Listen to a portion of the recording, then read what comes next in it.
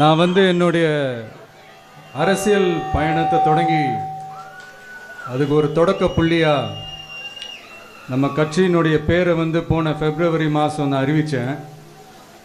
அன்னிலேருந்தே பார்த்தீங்கன்னா ஒரு குறிப்பிட்ட ஒரு நாளுக்காக நீங்கள் எல்லாருமே வெயிட் பண்ணிக்கிட்டு இருக்கீங்கன்றது எனக்கு நல்லா தெரிஞ்சது. எஸ் நம்ம முதல் மாநில மாநாடு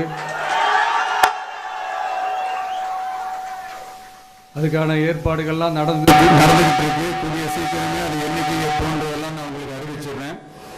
பட் அதுக்கு முன்னதாக நீங்கள் எல்லாருமே கொண்டாடி மகிழ்வதற்காக நம்ம தமிழக வெற்றி கழகத்தினுடைய கொடியை இன்னைக்கு நான் அறிமுகப்படுத்தியிருக்கேன்.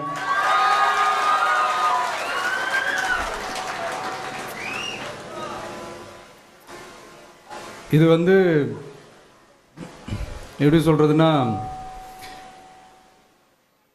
ப்ரோ, அதாவது என் நெஞ்சில் குடியிருக்கும் என்னுடைய தோழர்களாகிய உங்க முன்னாடியும் சரி, என் நெஞ்சில் குடியிருக்கும் தமிழ்நாட்டு மக்கள் அனைவரும் அவங்க முன்னாடியும் சரி, இன்னைக்கு அந்த கொடியை அறிமுகப்படுத்துறதுல எனக்கு ரொம்ப ரொம்ப பெருமையாக நினைக்கிறேன்.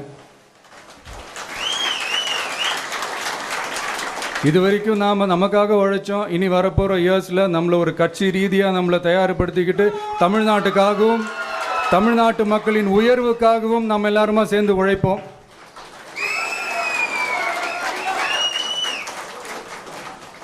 இந்த புயலுக்கு பின் அமைதி ஆர்ப்பரிப்பு ஆரவாரம்னு நம்மளுடைய கொடிக்கு பின்னாடியும் ஒரு இன்ட்ரெஸ்டிங்கான ஒரு வரலாற்று குறிப்பு ஒன்று இருக்குது. அது என்னென்னு அதை நீங்கள் எல்லாம் ஒரு நாளுக்காக வெயிட் பண்ணிகிட்டு இருக்கீங்கன்னு சொன்னல, அன்னைக்கு நம்மளுடைய கொள்கைகள் என்ன, நம்மளுடைய செயல் திட்டங்கள் என்னன்னு சொல்லும்போது அன்னைக்கு இந்த கொடிக்கான விளக்கத்தையும் நாங்கள் சொல்கிறோம். அது வரைக்கும்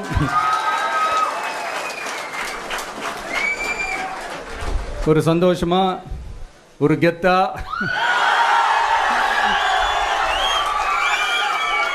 நம்ம இதை ஏற்றி கொண்டாடுவோம். இது வெறும் நம்மளுடைய ஒரு கட்சிக்கான கொடியாக மட்டும் இதை நான் பார்க்கலைங்க. தமிழ்நாட்டோட வருங்கால தலைமுறைக்கான ஒரு வெற்றிக்கான ஒரு கொடியாக தான் நான் பார்க்குறேன். இது உங்கள் இல்லத்தில் உங்கள் உள்ளத்தில் இதெல்லாம் நான் சொல்லாமலே நீங்கள் ஏற்றுவீங்கன்றது எனக்கு நல்லா தெரியும்.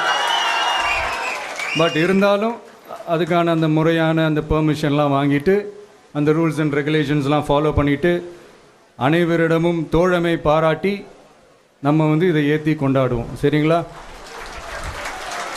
அது வரைக்கும் கான்ஃபிடென்ட்டாக இருங்க. நல்லதே நடக்கும். வெற்றி நிச்சயம். மீண்டும் சந்திக்கும் வரை நன்றி, வணக்கம்.